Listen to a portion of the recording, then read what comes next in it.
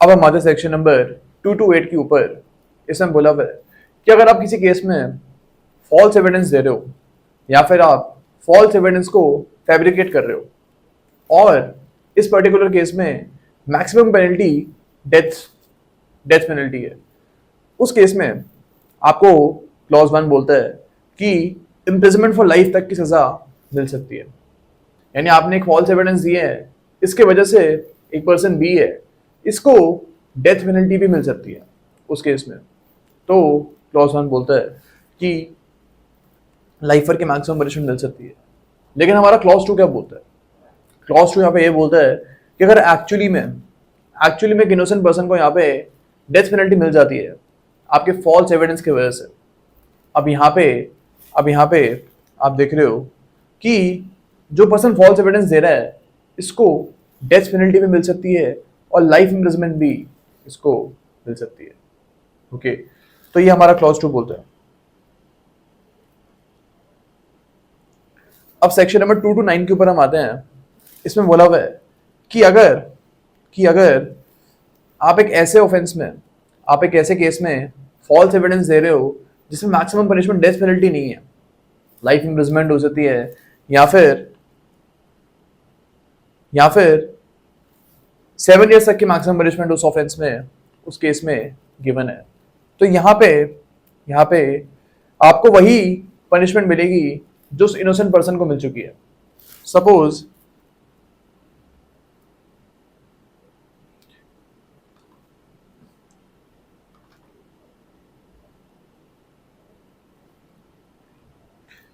एक पर्सन है, ये केस में फॉल्स एविडेंस दे रहा है एंड इसकी वजह से बी को 10 साल तक की सजा मिल जाती है। बी यहाँ पे इनोसेंट पर्सन होता है। अब यहाँ पे ए को आप 10 years तक की मैक्सिमम सजा दे सकते हो यहाँ पे, बिकॉज बी को भी यहाँ पे 10 साल तक की सजा मिली भी है। ओके, तो जो फॉल्स एविडेंस दे रहा है उसके बारे में 2 to 9 में बात करी गई है। अब सेक्शन 230 पे हम आते हैं। इसमें बोला हुआ है कि अगर आप किसी पर्सन को थ्रेटन कर रहे हो कि भाई तू मेरे केस में फॉल्स एविडेंस दे दे, थ्रेटन कर रहे हो आप किसी को। सपोज एक बंदा है, ये बी को थ्रेटन कर रहा है कि तू फॉल्स एविडेंस दे दे इस केस में, तो यहाँ पे 230 बोलता है कि ए को भी पनिशमेंट मिल सकती है। ओके, एंड इसका क्लॉज 2 है। इसमें बोला हुआ है कि अगर इस थ्रेटनिंग की वजह से भी एक्चुअली में फॉल्स एविडेंस दे देता है एंड इसके वजह से एक इनोसेंट पर्सन जो कि सी है, इसको जो है सजा मिल जाती है जो कि डेथ पेनल्टी या फिर इम्प्रिजनमेंट फॉर लाइफ या 7 साल से ऊपर की सजा मिल जाती है सी को यहाँ पे। तो यहाँ पे जो सजा सी को मिली है वही सजा ए को भी मिल सकती है। यानी जिसने थ्रेटनिंग करी है उसको आप वही सेम सजा दोगे या दे सकते हो जो यहाँ पे सी को मिली है, who is an innocent person. Okay,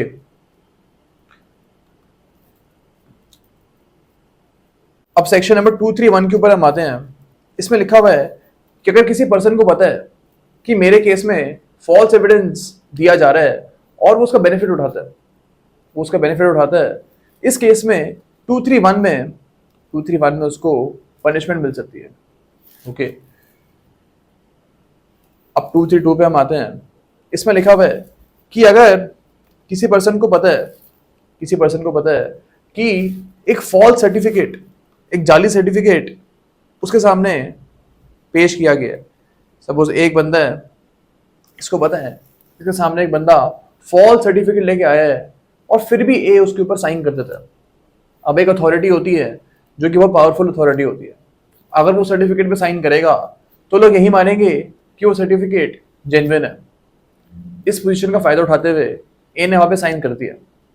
यहां पे आप देख रहे हो कि ए को सेक्शन नंबर 232 के अंदर सजा मिल सकती है। ओके, अब हम आते हैं 233 के ऊपर। इसमें क्या बोला गया? सपोज ए ने जिस डॉक्यूमेंट पे साइन की है, जिस सर्टिफिकेट पे साइन किया है ए ने, उसके वजह से बी को फायदा हो रहा है। अब जो सर्टिफिकेट है वो बी के नाम का सर्टिफिकेट है एंड अब बी इसका फायदा उठाता है और यूनिवर्सिटी में एक एडमिशन लेता है वो उस सर्टिफिकेट के बेसिस के ऊपर। ओके, अब यहाँ पे बी को आप सेक्शन नंबर 233 में सजा दे सकते हो। ओके, बिकॉज वो इस फॉल्स सर्टिफिकेट का फायदा उठा रहा है। अब हम आते हैं सेक्शन नंबर 234 के ऊपर। इसमें बोला गया है कि अगर आप एक डिक्लेरेशन के अंदर फॉल्स स्टेटमेंट मेक कर रहे हो तो क्या होगा। आपको पता होगा कि जब भी कोर्ट में केस चलते हैं तो वहां पे एफिडेविट साइन करवाया जाता है। If you are a lawyer then you must be knowing this thing. अब अगर कोई भी एफिडेविट में फॉल्स डिक्लेरेशन करता है, फॉल्स क्लेम्स करता है, तो उसको आप सेक्शन नंबर 234 में सजा दे सकते हो। तो किसी भी टाइप ऑफ डिक्लेरेशन में अगर आप फॉल्स स्टेटमेंट मेक कर रहे हो 234 में आपको सजा मिल सकती है। अब सेक्शन नंबर 235 पे हम आते हैं। इसमें बोला हुआ है कि अगर आप एक ऐसे डिक्लेरेशन का फायदा उठाते हो जो आपको पता कि फॉल्स है। सपोज एक बंदा है, इसने एफिडेविट के ऊपर साइन किए हुए हैं और उसने उस एफिडेविट में गलत बात बोल रखी है, फॉल्स स्टेटमेंट मेक करी हुई है ए ने। अब उसका एक लॉयर जो बी है वो इस फॉल्स स्टेटमेंट का फायदा उठाता है। ओके, बी को पता है कि ए ने इस डिक्लेरेशन में झूठी बात बोली है, फिर भी वो उसका फायदा उठाता है केस में। यहाँ पे बी को हम सेक्शन नंबर 235 में पनिश कर सकते हैं। ओके, बस हमको इसमें यही चीज याद रखनी है। अब इसमें लिखा हुआ एक और चीज लिखी हुई है कि अगर जो ए ने डिक्लेरेशन साइन की हुई है इसमें कुछ टेक्निकल डिफेक्ट है, सपोज डेट ठीक से नहीं डाली हुई है इसमें ए में। अब बी को इसी से फर्क नहीं पड़ता, फिर भी वो इस स्टेटमेंट को यूज करता है, इस फॉल्स स्टेटमेंट को यूज करता है आगे जाके। यहाँ पे स्टिल हम बी को 235 में पनिश कर सकते हैं, इवन दो जो डिक्लेरेशन थी उसमें कुछ टेक्निकल डिफेक्ट था, डेट ठीक नहीं थी या कुछ छोटी मोटी चीज खराब थी। स्टिल इस चीज की वजह से बी को हम छोड़ेंगे नहीं। बी यहाँ पे ये डिफेंस नहीं ले सकता है कि वो तो जो डिक्लेरेशन है वो थी ही गलत, उसको डेट गलत थी तो आप मेरे को उसके लिए पनिश मत करो, बिकॉज वो वैसे भी इनएडमिसेबल होती। ये डिफेंस यहाँ पे बी नहीं ले सकता। बी को स्टिल सेक्शन नंबर 235 में सजा हो सकती है।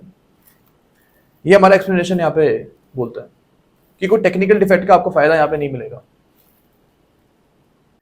अब हम आते हैं सेक्शन नंबर 236 के ऊपर। यहाँ बात करी गई है डिसअपियरिंग ऑफ एविडेंस के बारे में। अब सपोज एक पर्सन है, ए इज अ डॉक्टर। ओके, अब ए के हॉस्पिटल में बी जो है वो आता है एंड उसके बाद ए के हॉस्पिटल में आके बी एक ऑफेंस कमिट कर देता है। ओके, अब ए और बी जो हैं ये दोनों फ्रेंड्स थे। अब बी के खिलाफ केस स्टार्ट हो गया है। इस केस में जो ए की हॉस्पिटल में रजिस्टर है।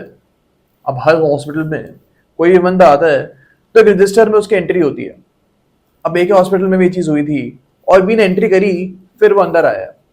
अब ए क्या करता है, ये इस एंट्री को, इस रजिस्टर को डिसअपियर करवाया था ताकि बी को वो बचा ले।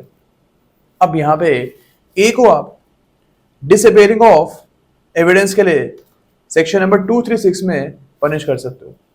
ओके, एंड यहाँ पे different type of punishments given है। इसका आप ए बी सी देखोगे, इसमें बोला हुआ है कि अगर बी को डेथ पेनल्टी मिलती इस ऑफेंस के लिए तो ए को अकॉर्डिंगली पनिशमेंट मिलती। अगर बी को इस ऑफेंस में मैक्सिमम 10 ईयर्स की पनिशमेंट मिलती तो ए को अकॉर्डिंगली पनिशमेंट मिलती।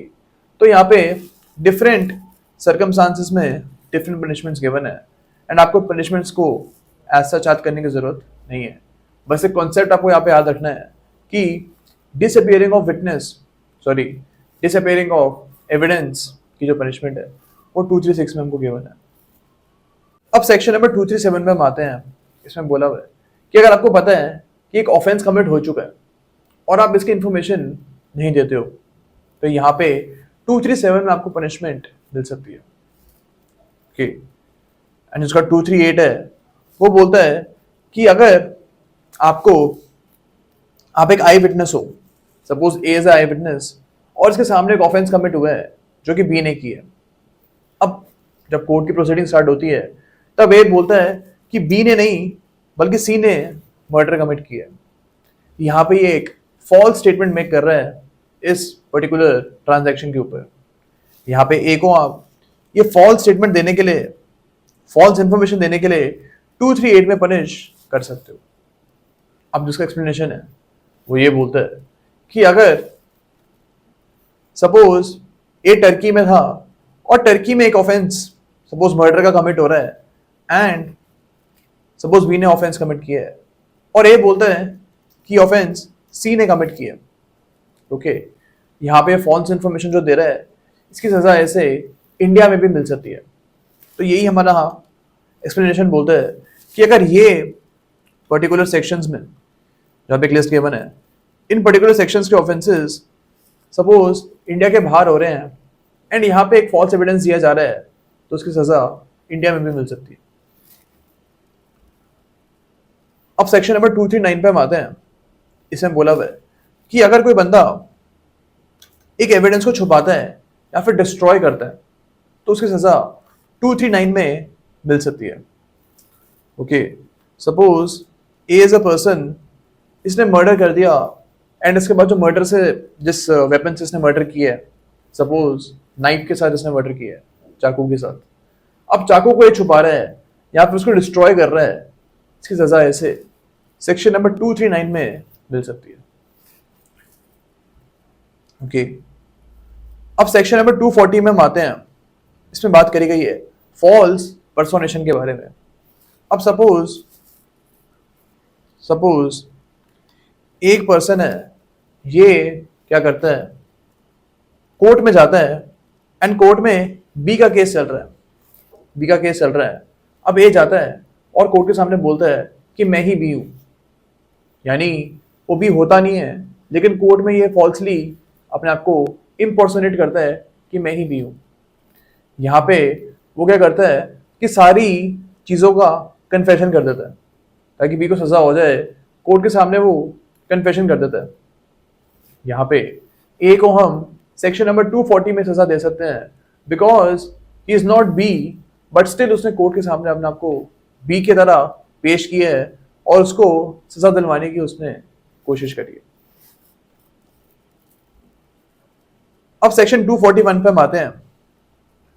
इसमें लिखा हुआ है कि अगर आप फ्रॉड तरीके से एक प्रॉपर्टी को कंसील कर रहे हो, ओके, या फिर रिमूव कर रहे हो, उसकी पनिशमेंट हमको 241 में गिवन है। सपोज एक पर्सन है, इसके खिलाफ कोर्ट में केस चल रहा है और इसको पता है कि ये केस हारने वाला है। अब ये क्या करता है कि इसके पास कुछ गाड़ियां पड़ी थी, इन गाड़ियों को छुपा देता है ताकि कोर्ट को पता ना लगे कि इसके पास ये गाड़ियां मौजूद हैं। बिकॉज अगर ए के खिलाफ जजमेंट आता है तो कोर्ट बोल सकता है कि ए की सारी प्रॉपर्टी जो है वो आप जब्त कर लो, तो ए की जो गाड़ियां हैं वो भी जब्त हो जाएंगी। इस चीज़ से बचने के लिए ये अपनी सारी गाड़ियां को छुपा देता है। इन दिस केस ए को आप सेक्शन नंबर 241 में पनिश कर सकते हो। ओके, अब सेक्शन नंबर 242 के ऊपर हम आते हैं। इसमें बात करी गई है फ्रॉडुलेंट क्लेम के बारे में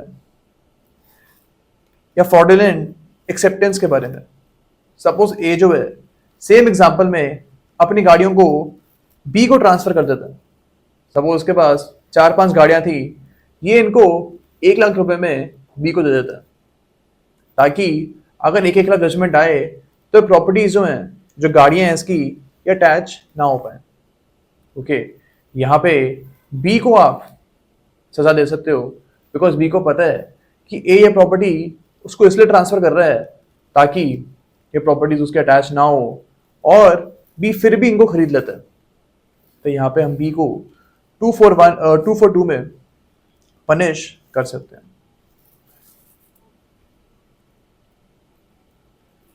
अब सेक्शन नंबर 243 पे हम आते हैं।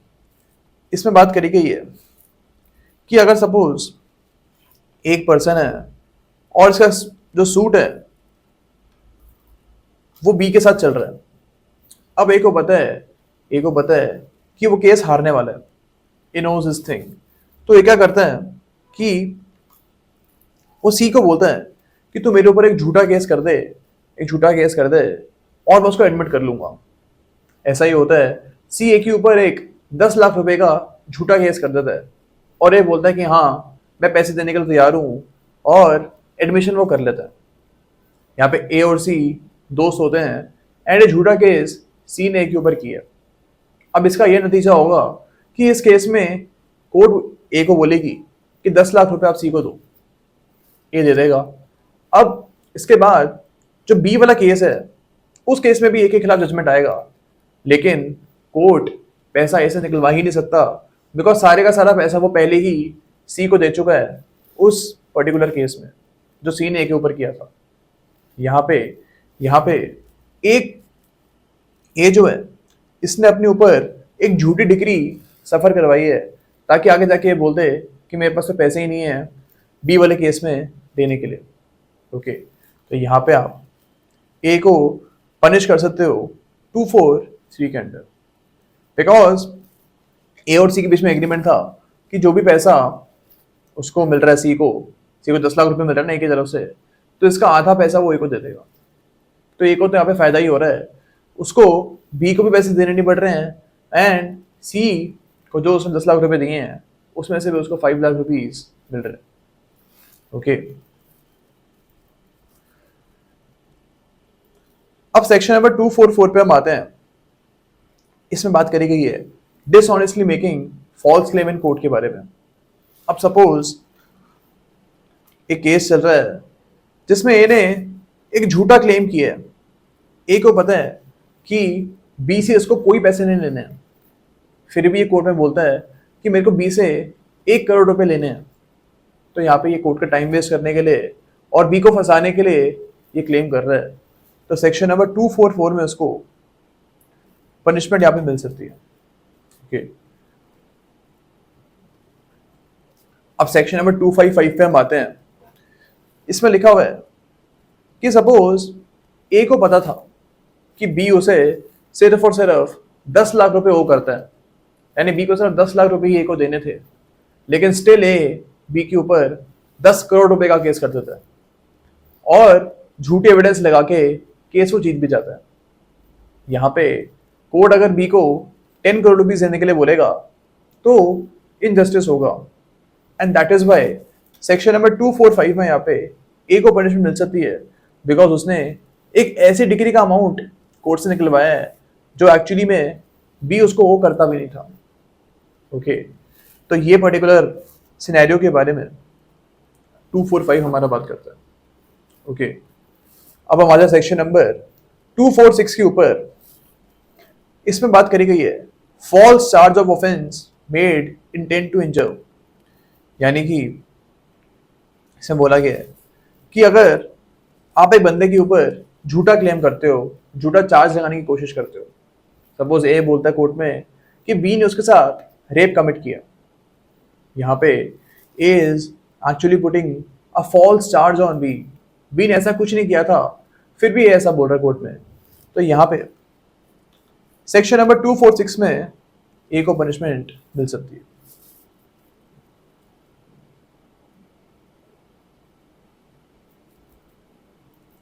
अब सेक्शन नंबर 247 पे हम आते हैं। इसमें बात करी गई है हार्बरिंग और कंसीलिंग ऑफ ऑफेंस के बारे में। सपोज एक पर्सन है, इसने एक ऑफेंस कमिट किया है और बी को उसके बारे में पता है, फिर भी बी जो है वो ए को बोलता है कि आजा मेरे घर पे, मैं तेरे को रुकने की जगह देता हूँ, तेरे को मैं छुपाऊंगा और जो तूने ऑफेंस कमिट किया है इसको भी मैं छुपाऊंगा, कंसील करूंगा। इस चीज की पनिशमेंट सेक्शन नंबर 247 में मिल सकती है बी को बिकॉज ये उसको हार्बर भी कर रहा है, यानी उसको अपने घर में रुकने की जगह भी दे रहा है और उसके ऑफेंस को वो कंसील भी कर रहा है, यानी उसको छुपाने की भी वो पूरी कोशिश कर रहा है। ओके, तो यहाँ पे भी आप देख रहे हो जो पनिशमेंट है वो वेरी करेगी।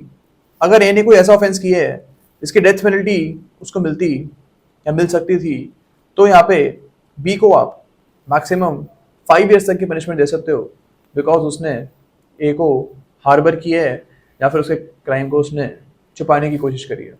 एंड अकॉर्डिंगली आप देखोगे बी और सी में भी इसी टाइप ऑफ पनिशमेंट्स गिवन है। इसकी जो एक्सप्लेनेशन है यहाँ पे भी आप देख रहे हो कि ऑफेंसेस जो इंडिया के बाहर कमिट हुए हैं वो भी यहाँ पे कवर्ड है। अब जो हमारी एक्सेप्शन है ये बोलती है कि अगर एक वाइफ जो है या फिर एक हस्बैंड जो है वो अपनी वाइफ को हार्बर कर रहा है, ओके, तो आप जो स्पाउसेस हैं उनको पनिशमेंट नहीं मिलेगी। सो एक हस्बैंड अपनी वाइफ को हार्बर कर सकता है और एक वाइफ जो है वो अपने हस्बैंड को हार्बर कर सकती है, ओके। अब ये जो प्रोविजन है हस्बैंड वाइफ वाला ये हमको इसलिए गिवन है बिकॉज एक हस्बैंड वाइफ का जो रिलेशनशिप होता है वो ट्रस्ट का होता है और अगर इनको भी आप हार्बर की पनिशमेंट देने लग जाओगे तो आपस में हस्बैंड वाइफ को शेयर करेंगे ही नहीं।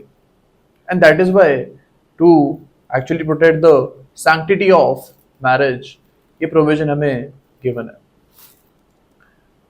अब सेक्शन नंबर 248 पे हम आते हैं।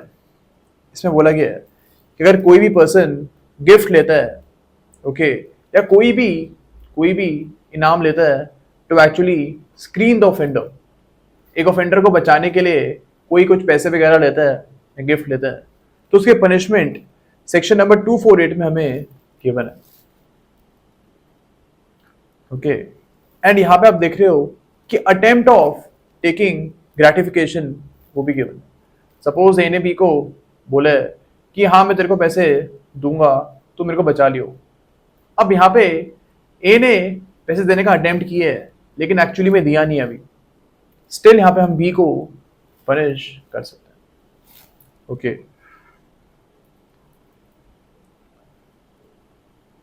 अब सेक्शन नंबर 249 पे हम आते हैं। इसमें बात करी गई है ऑफरिंग गिफ्ट के बारे में। यानी अगर सपोज ए बी को बोलता है कि मैं तेरे को 2 करोड़ रुपए दूंगा तो मेरे को बचा ले उस ऑफेंस से, झूठी गवाही दे दियो या कुछ भी करियो बट तू मेरे को बचा ले, ओके। अब बी बोलता ठीक है आई विल सेव यू, मैं तेरे इस क्राइम को छुपा दूंगा। यहाँ पे ए 2 करोड़ रुपए जो ऑफर कर रहा है उसको 249 में पनिशमेंट मिल सकती है एंड बी जो 2 करोड़ रुपए ले रहा है ए के ऑफेंस को छुपाने के लिए तो बी को हम पनिश कर रहे थे 248 के अंदर, ओके। अब सेक्शन नंबर 250 पे हम आते हैं। इसमें बात करी गई है कि अगर सपोज ए बी के पास जाता है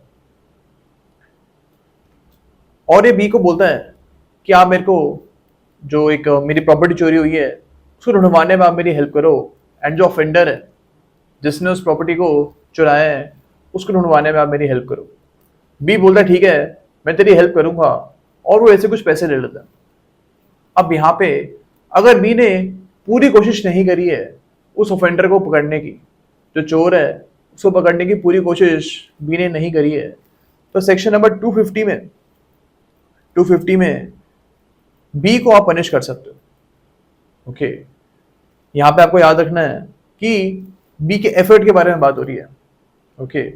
अगर उसने पूरी कोशिश करी थी लेकिन ऑफेंडर जो चोर है वो नहीं मिला तो उसको हम 250 में पनिश नहीं करेंगे। अब सेक्शन नंबर 251 पे हम आते हैं। इसमें लिखा हुआ है कि अगर एक बंदा जो है वो जेल से भाग